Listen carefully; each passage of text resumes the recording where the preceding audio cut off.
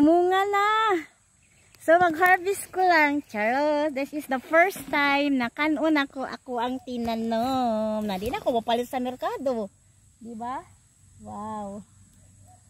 Wala ko kadaguan. Kadaog. Ay. Gunting ba no? Kadagunting. Hehe.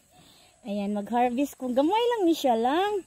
So, I'm very thankful, no? Lami, siguro dyan yung kinao na to. 100% na walay siguro na ako ang tinanom.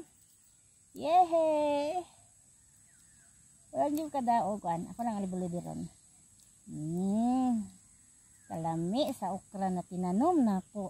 Thank you, Lord. Daghan pagagmay pa ng uban. Bisag tuluran ni kabuok mga langga. I am happy. Hey, thank you, Lord. Ako na siyang kwaon lang kay.